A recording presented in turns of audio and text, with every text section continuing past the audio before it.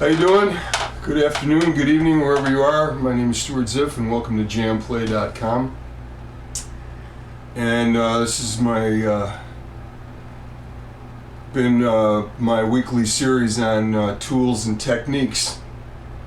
And as I've said every week, what we're learning here in these lessons are things that are designed to help you play better blues, but in the overall grand scheme of things, everything that we're doing here is pretty much perfectly applicable concept-wise to all forms of music, to anything that you might be playing.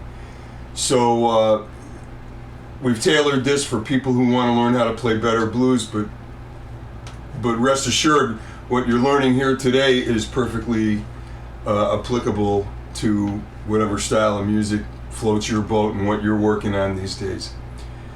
So I figured, as I do every week, I give a little bit of a recap of what we've done. We've worked on everything the first couple of weeks, from the basic chords that you need to know, the basic rhythms. The first lesson was about the basic rhythms that you need to know for playing good blues rhythm guitar, and what the patterns were. We learned, everything from the very simple root 5 position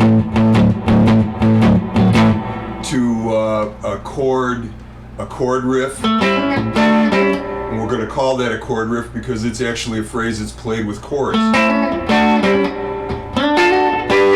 We did that. We learned about a single note part that sort of mirrors or shadows the bass player.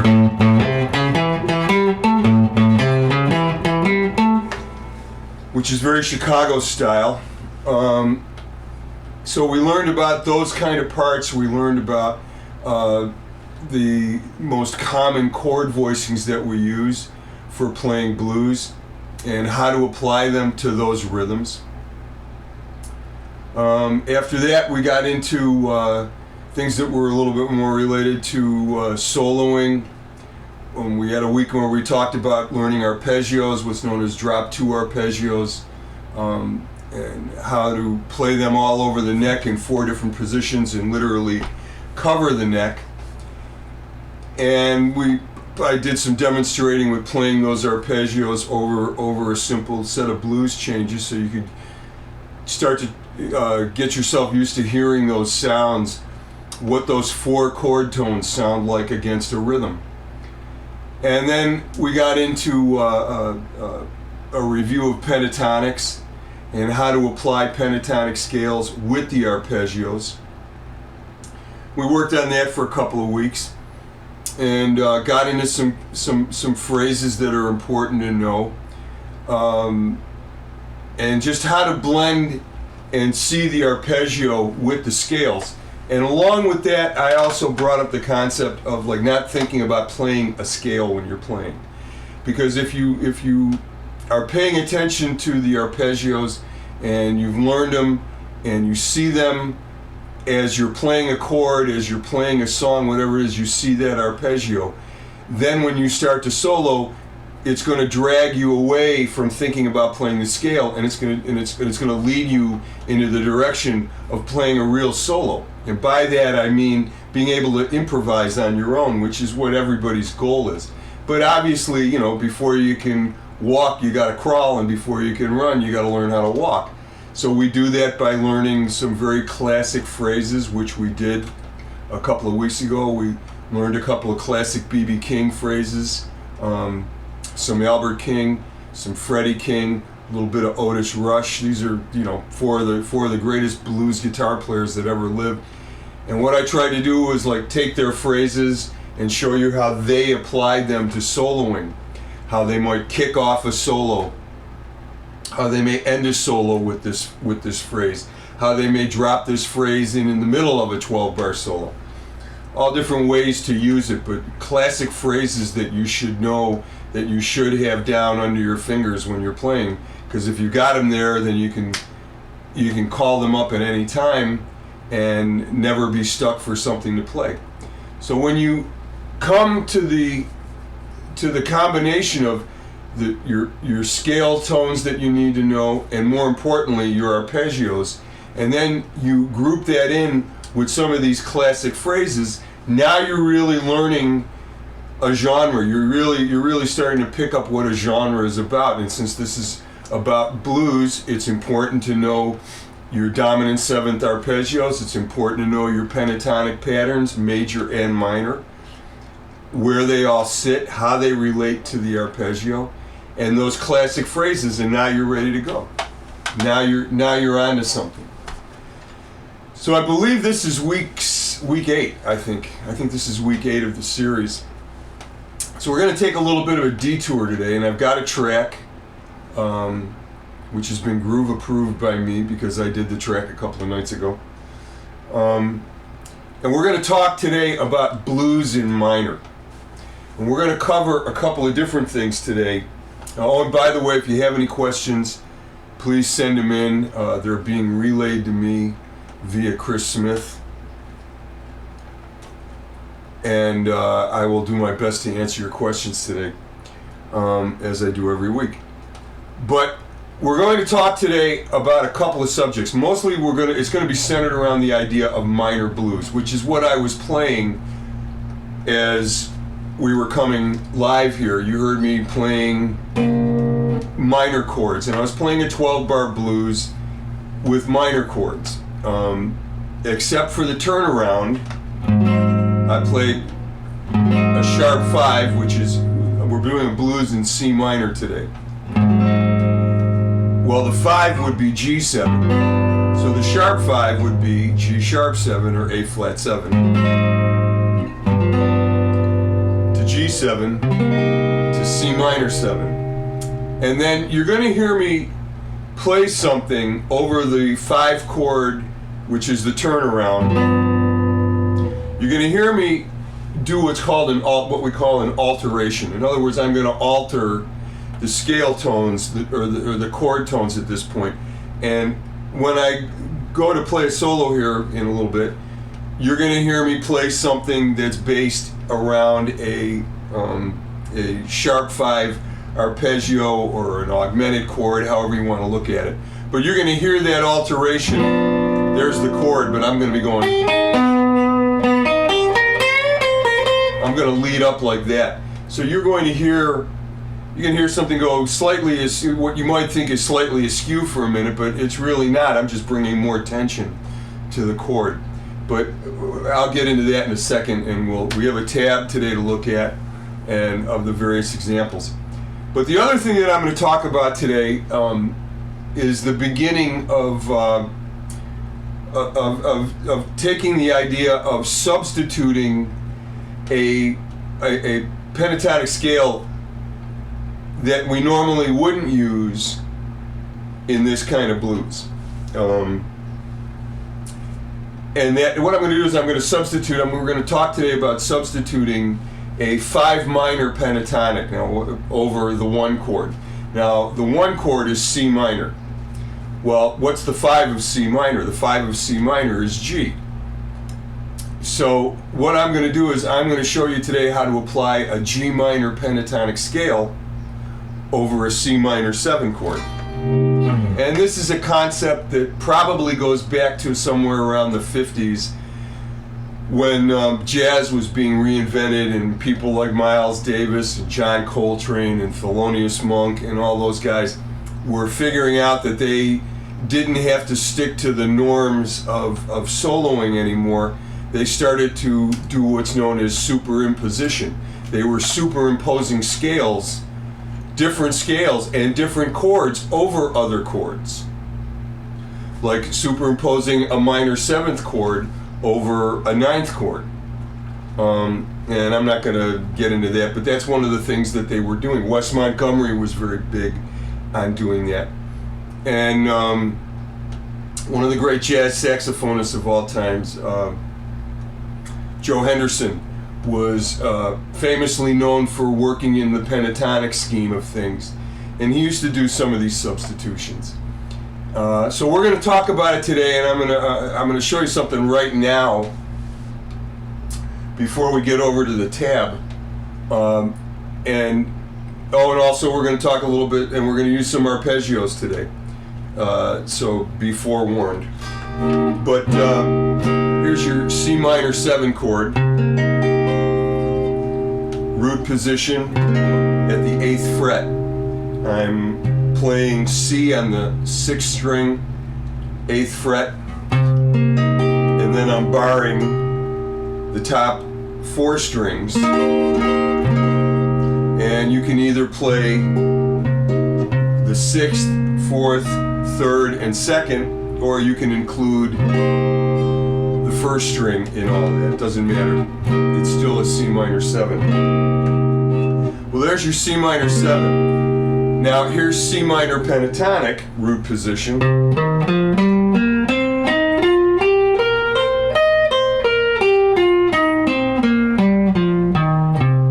Correct?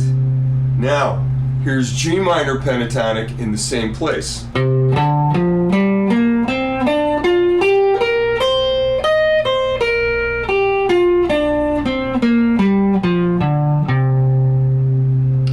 Both of these scales sit right on top of each other, and they're very easy to go in and out of, and we're gonna, I would be horribly remiss if I didn't go over this bit of information. Let's look at what we're playing. Well, with C minor 7 and C minor pentatonic, we've got the root, we've got the flat 3rd, we've got a 4th, a 5th, a flat 7.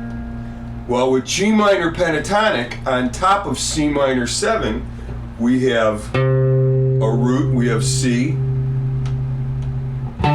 we have D, which is the 2nd or the 9th, depending on what order where it's coming. Down here, it's the 2nd. Right here, it's the 9th. So we've got the root, we've got the 9, which is not in C minor pentatonic. We've got the 4th, which is F, which is in C minor pentatonic. And now we have G, which is the 5th, right? We got B flat, which is the 3rd of G minor pentatonic. Now we've got C, which is the 4th. There's our 9th, D, right there. There's our 4th, which is F. There's our root, which is G. There's our 3rd, which is B flat. There's our 4th, which is C. And there's D, which is our 9th.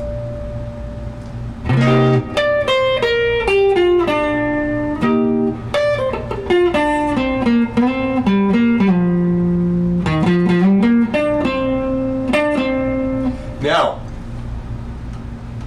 you could blatantly just play that solo. I shouldn't say blatantly. You could literally just play that scale if you wanted to over that chord when C minor 7 is playing. Now, if you approach it in a way that gives it a little different sound, and what it does is it takes you away from making it sound like you're just playing a scale by adding one chromatic little note.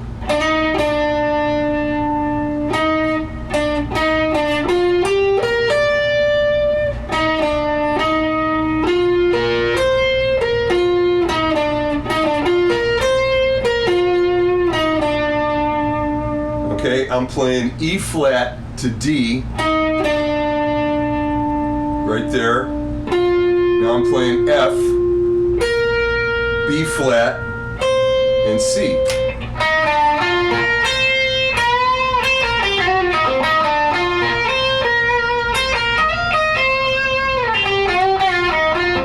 Now what you've done is you've taken some notes from G minor pentatonic and brought them over into a blues, and you're adding something to the concept of improvisation. You're bringing in a little bit of chromatic approach by playing E flat to D.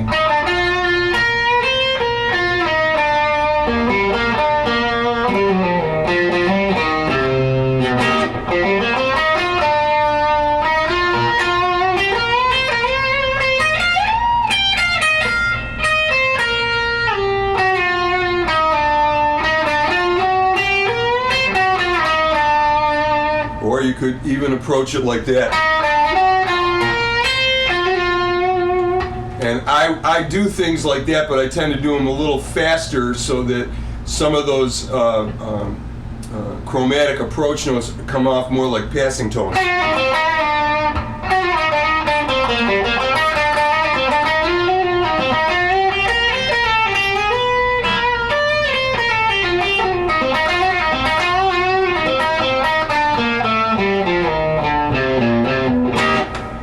So that's that. So that's one of the things we're going to talk about. And when I do play, I'll let you know when I'm playing along that I'm strictly adding that G minor pentatonic against that C minor 7 chord.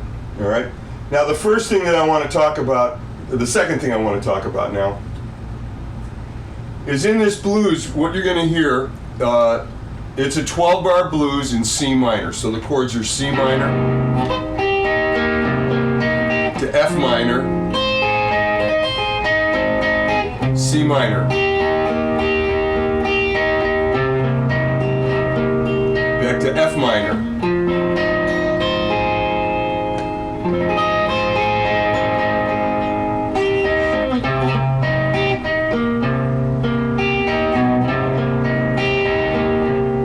A flat 7, G7, C minor 7, G7. All right, so it's a 12-bar blues with minor chords, except the turnaround is dominant chords. And we're going to deal with those today. We're going to deal with those in two different ways. This is going to be the first way we're going to deal with, because I'm going to show you that you don't have to. Obviously, if you've ever played a song like "The Thrill Is Gone"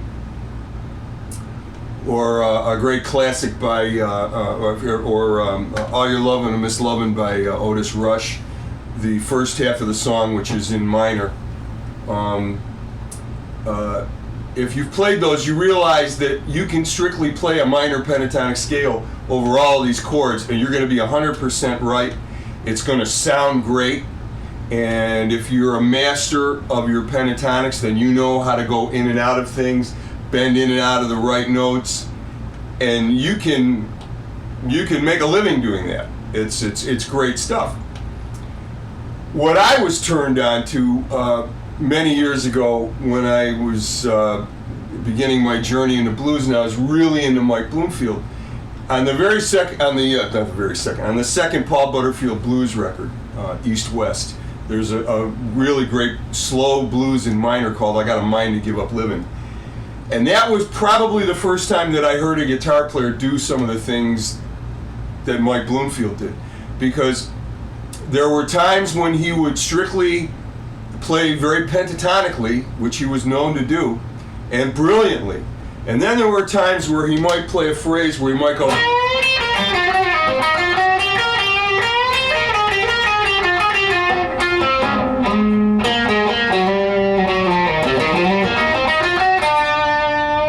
things like that. I'll do that again.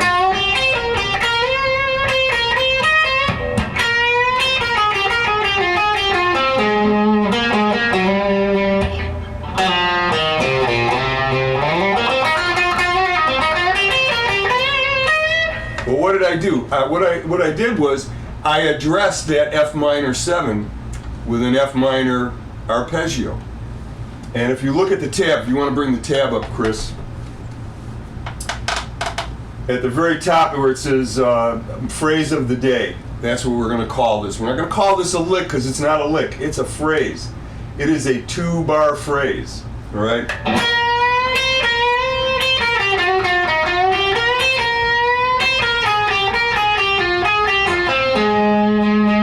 And that's the really important part, because the first part over C minor, that first measure, if you want to play it verbatim, that's fine. What it is it's something that is definitely based in the minor pentatonic. But what I do is when I've played it, I've structured the riff, I've structured the phrase in a way that I come out on this B flat right here on the 2nd string, 11th fret. And now I come down and play the arpeggio.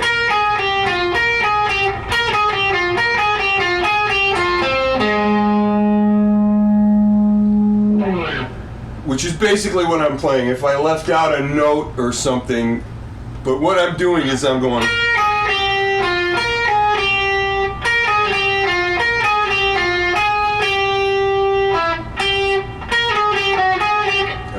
Wait a minute.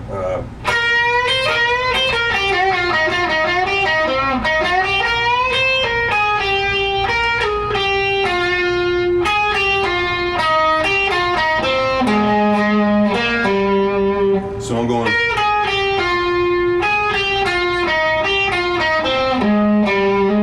And I'm winding up on A flat right here at the 11th fret on the A string.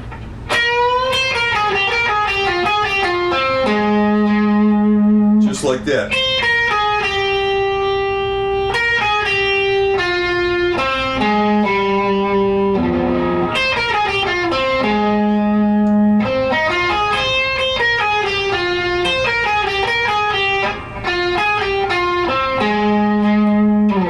It almost sounds like an exercise. It's almost like I'm playing da da da da da da da da da da.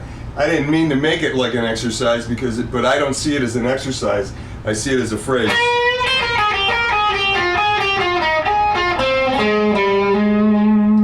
So I wind up there at A flat.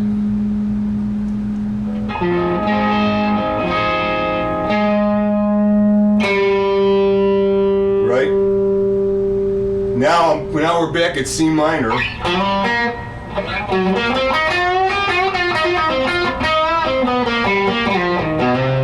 So it's a resolution. I'm going from that C minor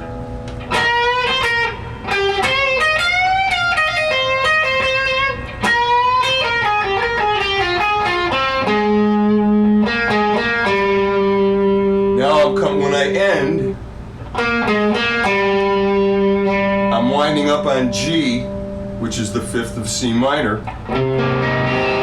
So I'm addressing that F minor 7 chord in a manner more like jazz musicians or somebody who's not afraid to actually address that chord and make a big deal, make a semi-big deal out of it. It's like, yeah, I know where it is, I know something.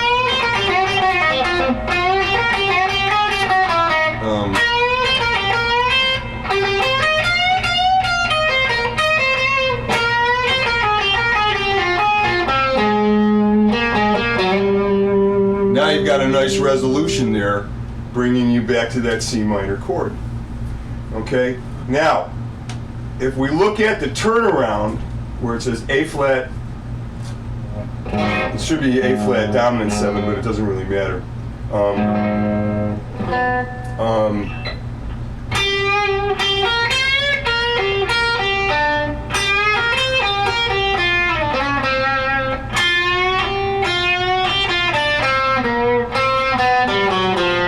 You're going to see in the second part of the turnaround over G7, there's a chromatic bit there where I'm going on the 4th string. I'm coming out.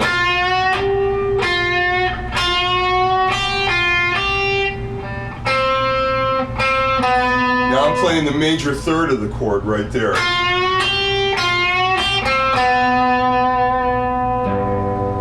Now, the next group of notes, this is the chromatic bit.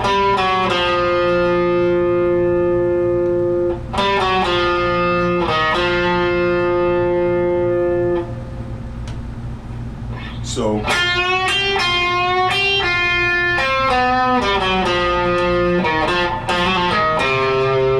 that's how we wind up at the end. Right there on the root. Then, where it says G7 sharp 5, the chord that we're actually playing that you're going to hear on the track is G7. But I'm thinking G7 sharp 5 because I'm going.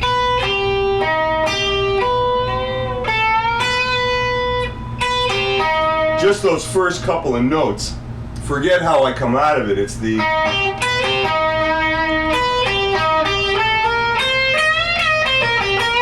Which is basically what I did. I went.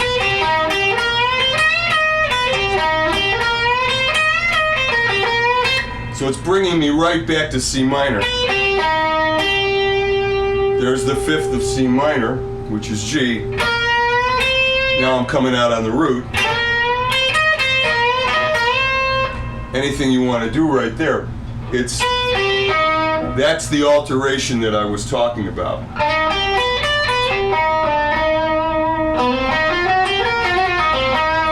So you could go.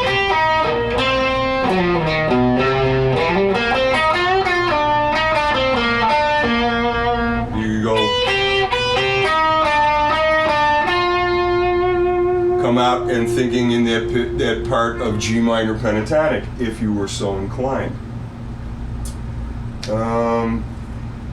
Let's skip down to the bottom, and you're going to see another turnaround. And basically, this is the same kind of idea, only I'm doing it an octave up. I'm going. There's your A, there's your G sharp arpeggio, or A flat arpeggio, however you want to look at it.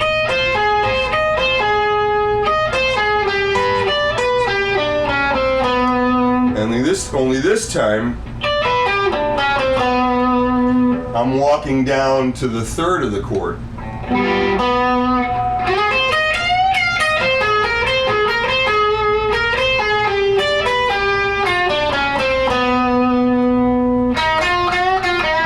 Then I'm going to come out wherever I feel like coming out. So,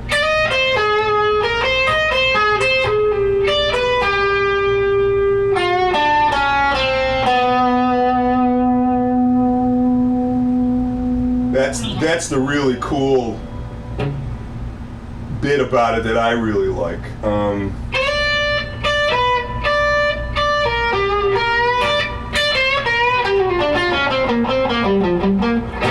To be able, now a lot of this obviously comes out of the world of the arpeggios, because I'm thinking interval.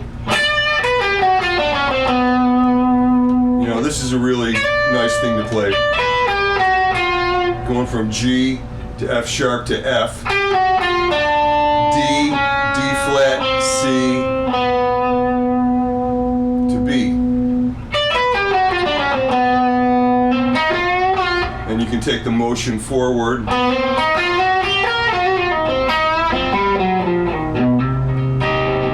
And you get some really nice stuff to play in there. So I know that's a lot of information, And what I generally advise people, you know, when I'm pointing these things out to students, I say, you know, take your time with it. You know, find an aspect of it that you like. You know, if you like the idea of, you know, let's take the first idea, which is, you know, bringing G minor pentatonic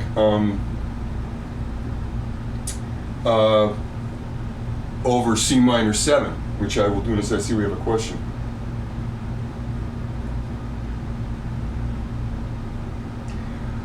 What are the difference between dominant seventh arpeggios, minor arpeggios, and major arpeggios? Well, a dominant seventh arpeggio would have a flat 7 in it. A G7 arpeggio would have G, B, D, which is the root, the third, the 5, and the 7th is a flat 7, which is F. That would be a dominant 7th arpeggio. A major 7th arpeggio would have a major 7th in it. So it would have the root, the 3rd, the 5th, and the major 7th, which here is F sharp. Okay? Your minor 7th arpeggio has a root, a minor 3rd, a 5th, and a minor 7th. That's the difference.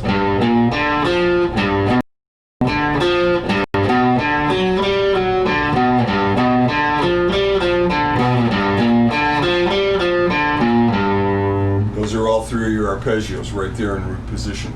That's the difference. The idea is, if you know, Steve, if you know your arpeggios, then you can apply them. You can apply the idea of using the chord tones to your solo, which is what good soloists do. So I'm going to put the track on for a second. Oh, here I see another one.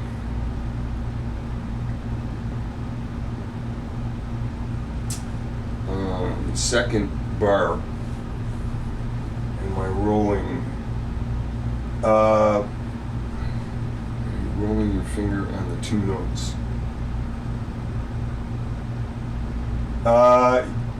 Yeah, I am. That I am doing. I think I know what you mean. Yeah, I'm rolling my finger. It's like a... That's basically what I'm doing.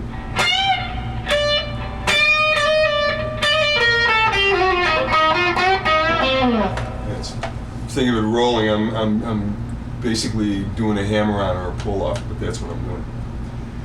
So I'm going to put the track on now, and I'm going to start it out playing some straight-ahead blues. Hopefully I won't make a fool out of myself here.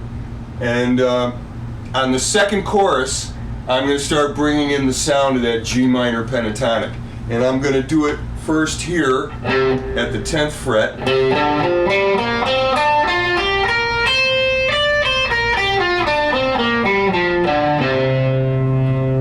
Off the 4th, which is C. Then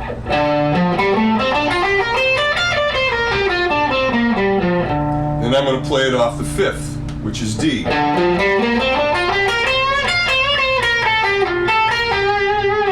So I'll show you what it sounds like, and then I'll go through some of the other things that we talked about. So here we go with the track.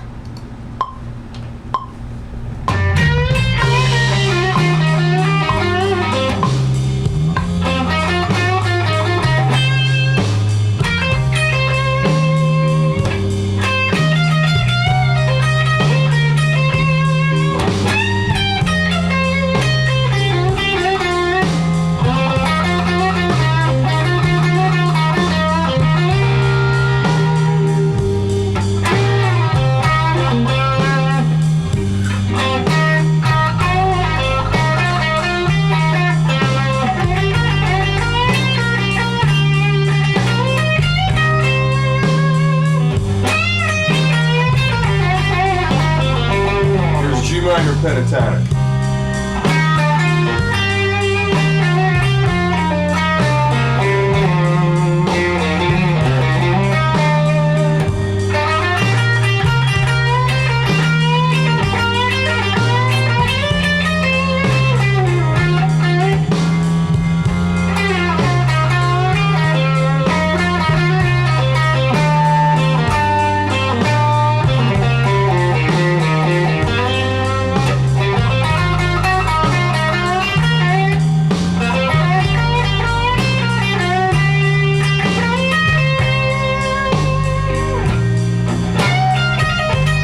I'm going to play it off the 5th, the 10th fret.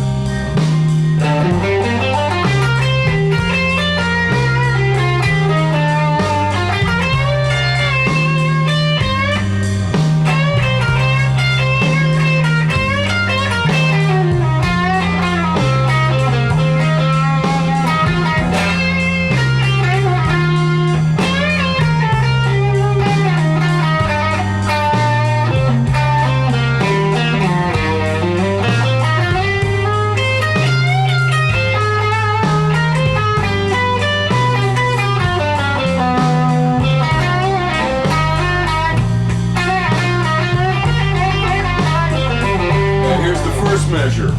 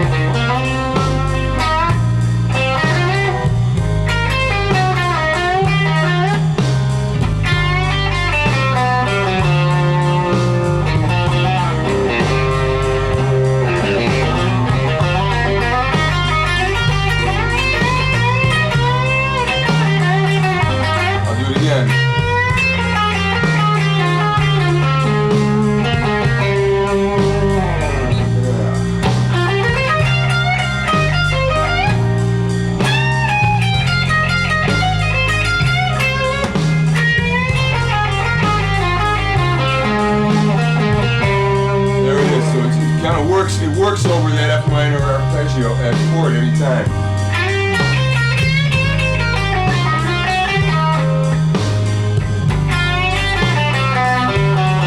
There's that chromatic.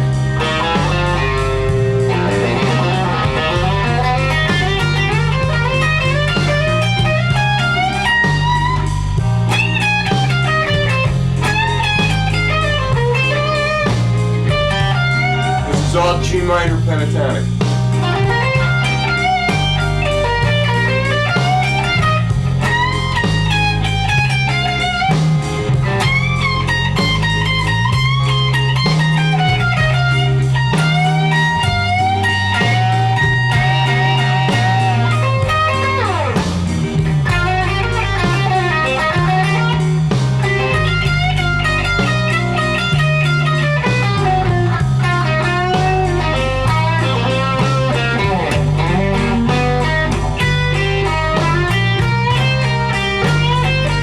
Time I played the alteration.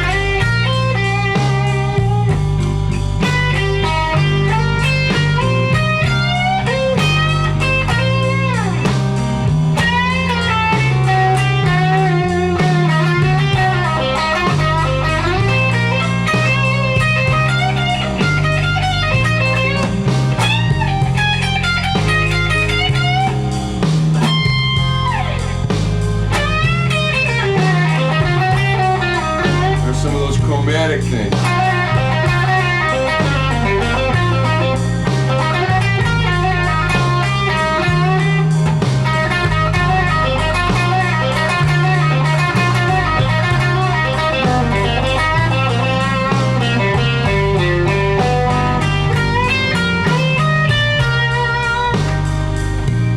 So I pretty much played them all. Played all those things that I was talking about. And I tried to do them in an order that made sense, so you could hear how they're supposed to ring about and work in the context of this blues. Let's see, we got a question here. Are all the chromatic notes in the pentatonic scale? Well, yes and no. Because how do I say this? I mean, they are. I mean, if you add a chromatic note to the pentatonic scale, that's fine.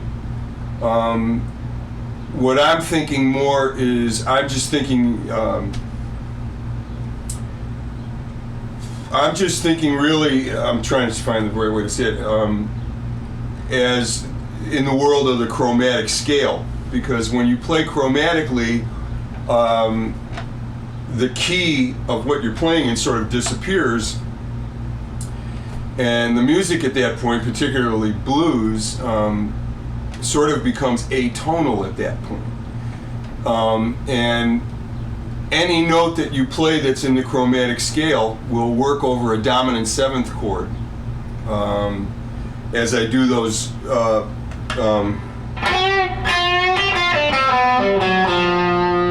and I play that, I'm hitting that F sharp over that G in the bass. But I'm playing it and using it more as what we call a passing tone. So I'm not really making a big deal. It's just giving movement to the line that I'm playing.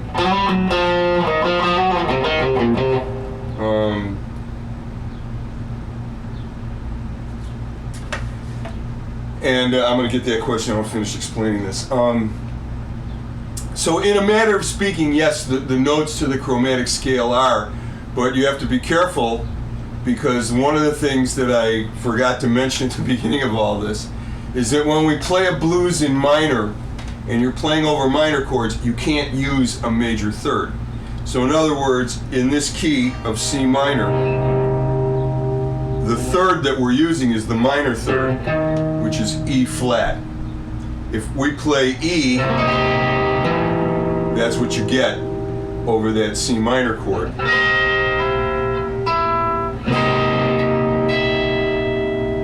Now I might go, and I might use that C for a passing tone, but you barely notice it.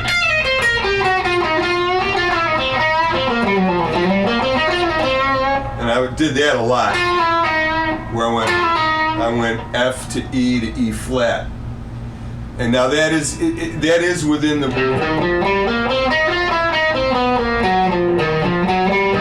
So yes, those notes are in there. But you have to use, if you know what the major third is of the chord that you're playing. I hope you're understanding this. If you're not, let me know. But you have to understand the chord, the color of the chord, the character of the chord, the nature of the chord. It's a minor chord, so you cannot play a major third against that chord. You can't play the major third of that key, of that chord. C minor, you have to play E flat. You can't play E. If you're going to play E, you have to come about it. You got to go by it so fast that you don't really hear it, so it sounds right, because you're using it chromatically as a passing tone. That's how I would explain it. I see there's another question here.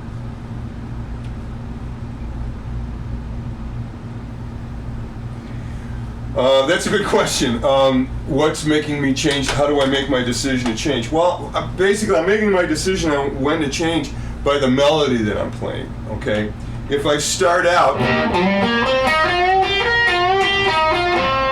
now that's clearly in the sound of C minor pentatonic and C minor 7.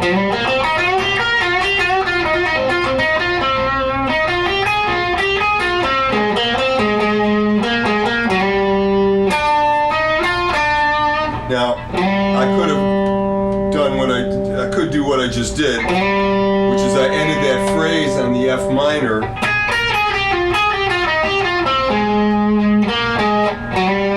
Now, I'm on G. Now, G is a common tone to C minor pentatonic and G minor pentatonic. It's in both scales. So here, I can do whatever I want. You can make your decision. Or,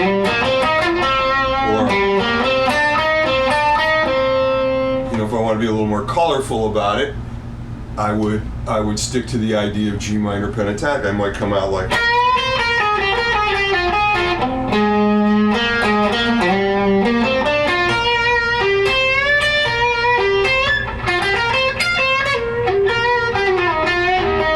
Right there, instead of coming here. But what am I basing my decision on? I'm paying attention to the melody that I'm playing. What direction do I want my solo? What direction do I want the melody to go in? Do I want the melody? You know, at this point, what I've done, what I traditionally would be doing, because I'm going.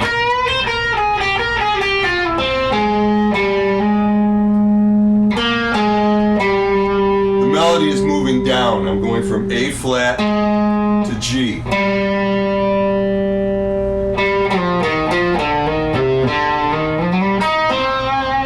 So I might follow the melody down a little bit and then start to bring it up at the end and keep resolving upwards like that.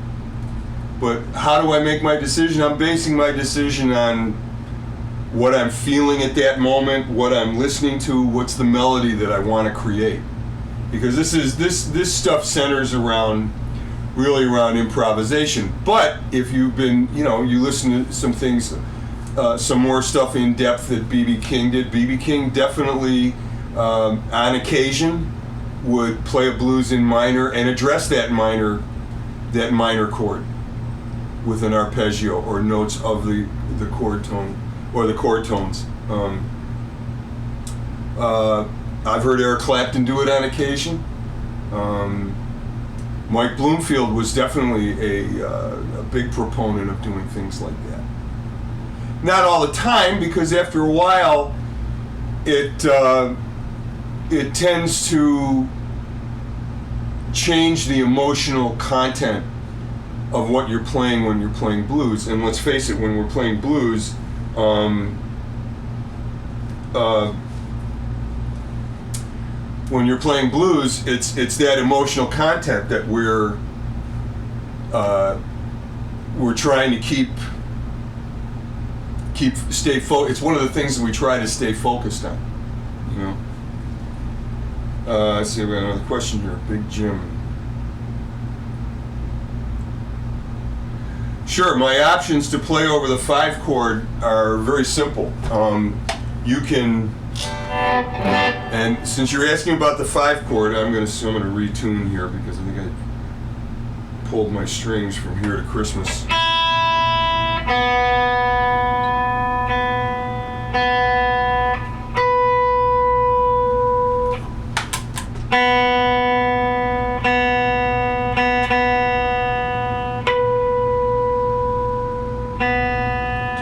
Talk amongst yourselves for a second here. Well, why did I bend this thing out? Okay. Alright, so what can you play over the 5 chord? Well, you can certainly stay within G minor, against G7, which is the 5. You can certainly stay within C minor pentatonic.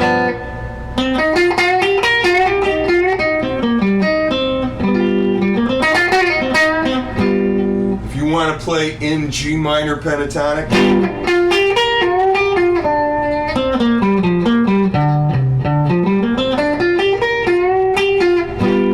there's your G7 chord.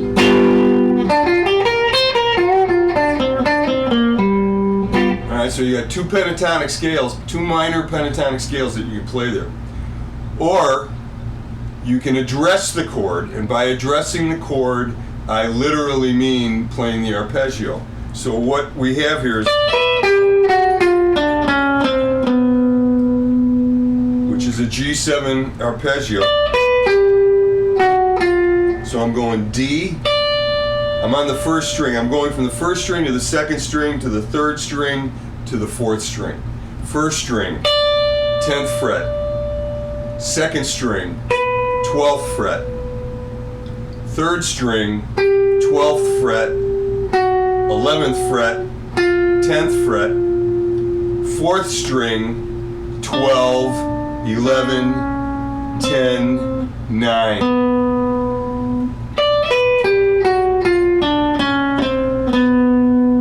Okay? So right there, you're outlining a G7 chord with chromatic approach. Because the notes in the arpeggio,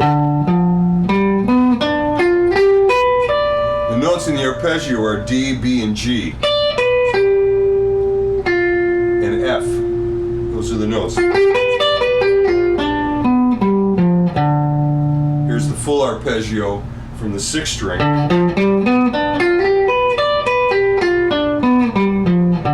Alright? But we're dealing with the arpeggio from the top of the arpeggio and adding those little alterations of chromatic notes. So if you're not used to dealing with chromaticism at all, here's a great place to start to hear it, because you hear it really great on those dominant 7th chords. And on this particular run, we're winding up on the 3rd of the chord, which is B.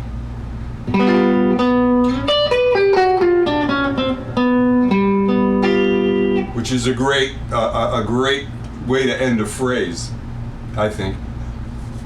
So that's basically that's it. I hope that answers your question. But again, you know, a lot of this, you know, if you've been listening to the players that I talk about, the Kings,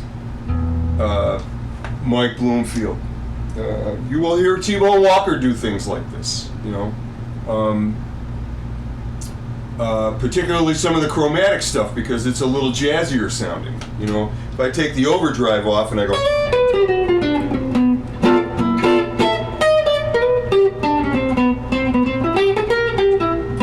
you get kind of a Charlie Christian kind of sound.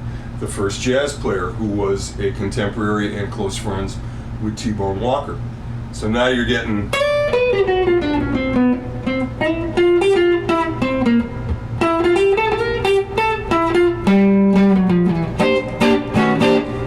that kind of sound. So that's where all of this stuff is coming from. But Mike Bloomfield probably learned it from hearing B.B. King do it. You know, B.B. probably learned it from hearing T-Bone do it, you know, and hearing Charlie Christian play. You know, he grew up listening to that stuff. So that's where a lot of the chromaticism comes in. And I always have a lot of students saying, "Oh, I want to play more chromatically." Well, in order to play more chromatically, you've got to learn some phrases. You have to learn some phrases that have chromaticism in there, where you recognize, and it just might be, you know, it might be one note. It could be 2 notes. You know, if you know the blues scale, the only difference between the blues scale and the minor pentatonic scale is 1 note. Instead of it includes the flat 5. So here's the minor pentatonic.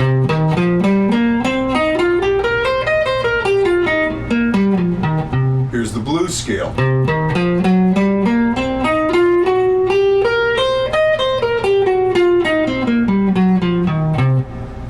So that's where you start to encounter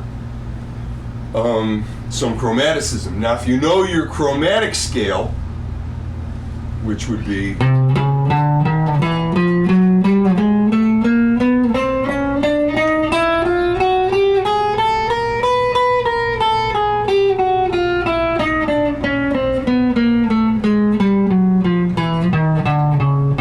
that's a C chromatic scale, and every note in that chromatic scale is going to work over a C7 chord, except for 1 note. And that 1 note is the major 7th, which is B. Playing that over a dominant 7th chord,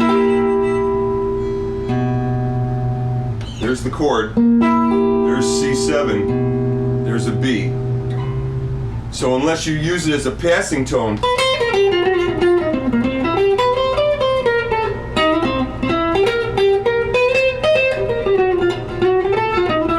and you've heard me go,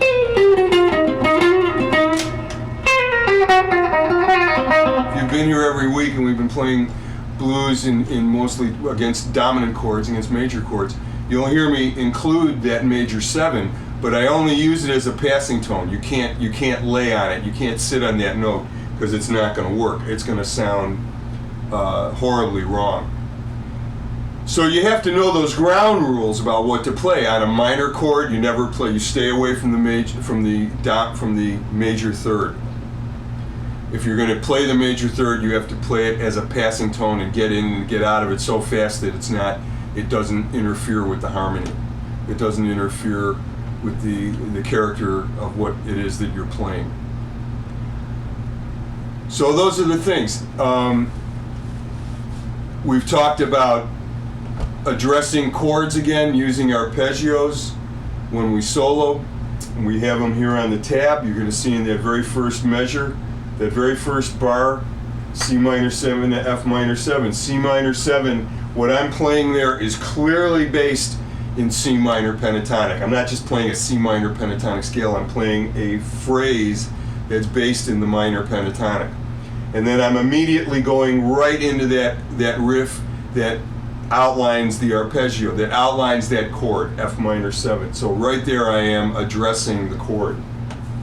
The turnarounds, I'm addressing the chords. That's exactly what I'm doing.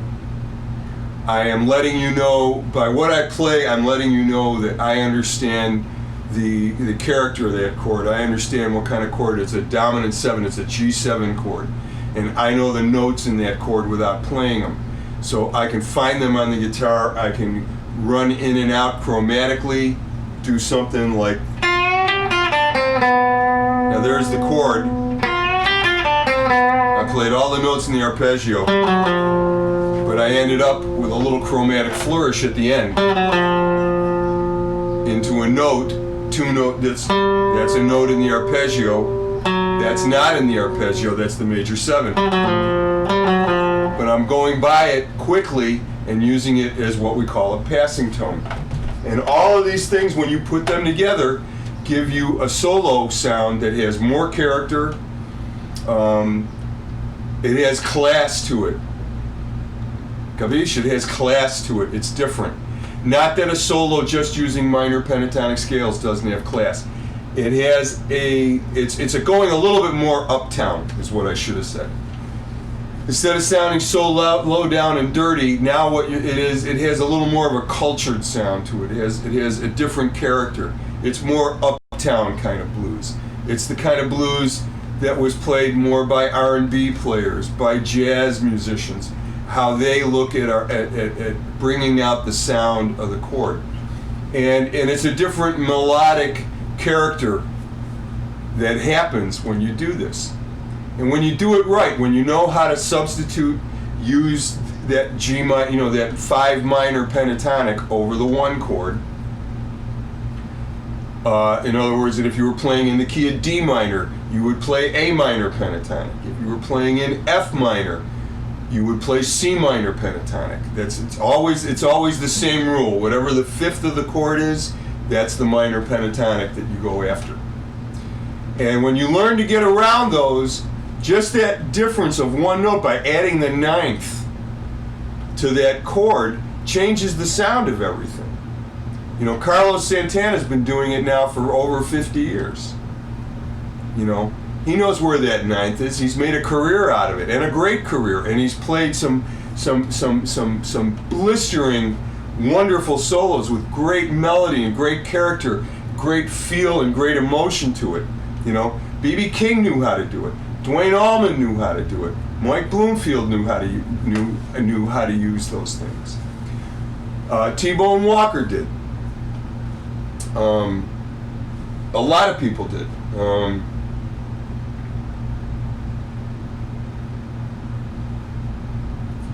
I see we have a comment here.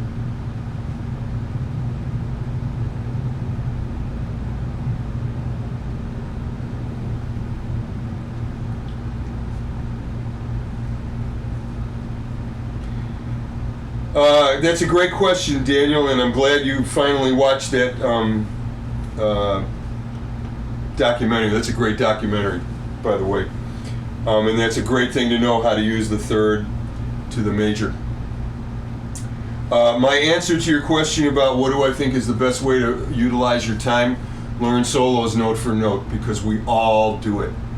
We all do it. I still do it. I'm working on a Cannonball Adderley solo right now that I'm transcribing. You know, it's much better to learn the way somebody else did it. Like I'm learning, we were talking about chromaticism here. Well, you know, there's this riff, you know. That's a Cannonball Adderley phrase, the great jazz saxophonist. Like that he does over C minor in the great standard Autumn Leaves. And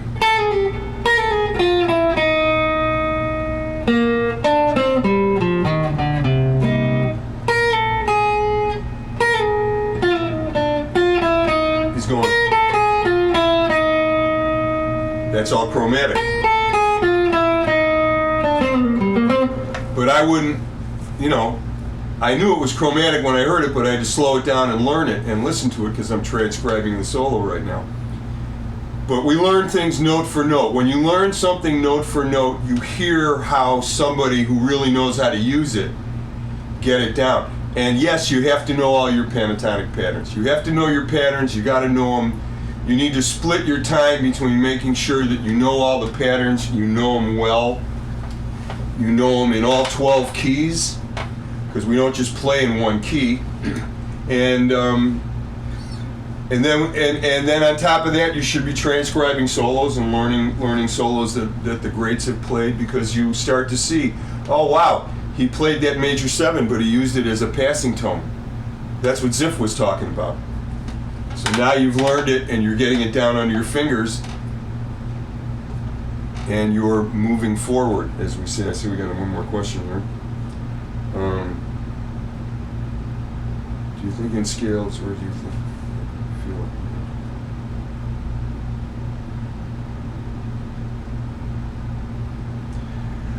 it? You're saying a lot of things here, Jamie Wilson. Well, no, I don't think in scales.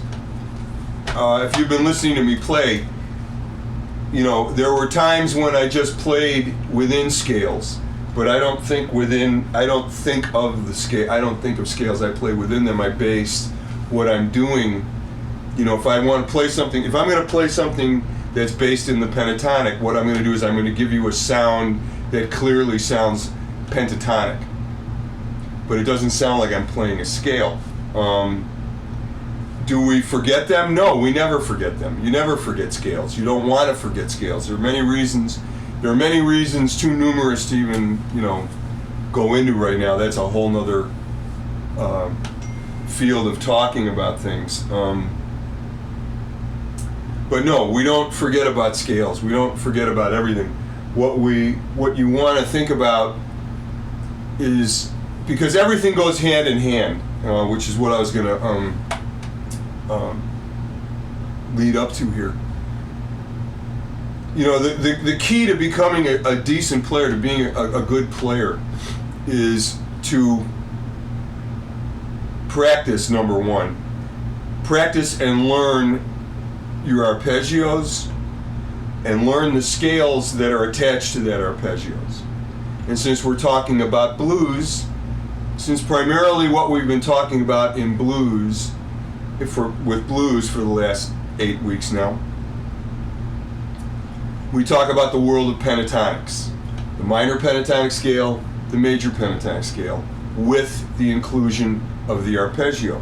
Now today we brought in a new wrinkle, and we talked about superimposing a different minor pentatonic scale over a chord that isn't based off the root of that chord. The root of the chord was C minor 7. We're basing it off the 5th of the chord, which is G. So I pointed out why G minor pentatonic works harmonically. I mentioned Joe Henderson. I should have mentioned, forgive me, I was terribly remiss. I should have mentioned the great Larry Carlton. Larry Carlton, famously known for being able to substitute different pentatonic scales over chords at different times. So maybe when you heard me playing up in here, up in the upper register, you know, I realized when I was doing it, I'm going, oh, I should have mentioned Larry Carlton, which is why I'm mentioning it 30 minutes later. So we practice all of these things, but by not only practicing these things, we learn what other people have done with them. Because that's where you learn the approach. That's where you go, oh, Wes Montgomery did it like this, or Miles Davis did it like this, or Cannonball Adderley, or John Coltrane did it like this, or B.B. King did it like this, or T-Bone Walker did it like this. And you see how different players approach bringing one or two different notes to bear against a chord in a phrase, what they're doing. When you approach learning things from that angle, you get a greater understanding of what it is that you're doing, because you've now internalized it. We call that internalizing it. So now you understand it. And I've said that pretty much, I think, just about every week. If I haven't, then I'm saying it now.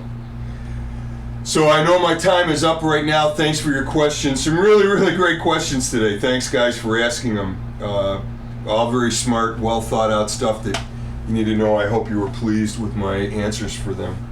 I'll be back here next week, same time, 7 p.m. East Coast time, 4 p.m. on the West Coast. I'm back here on Jam Play for my Q&A Thursday evening, 7 p.m. West Coast time. That's 10 p.m. for you folks on the East Coast. And I'll be back Saturday afternoon. My computer troubles are behind me, so we're back up and running. It's been great hanging with you today. Thanks for the great questions. I really hope you enjoyed today's lesson. I really, truly do. We've got a great track here for you. Enjoy it. It's a blues in minor. It grooves nice. And we've got a tab that's pretty accurate. So give a good listen to it. Have a great rest of your week. Take it easy. See you all next week. Vaya con Dios, my friends.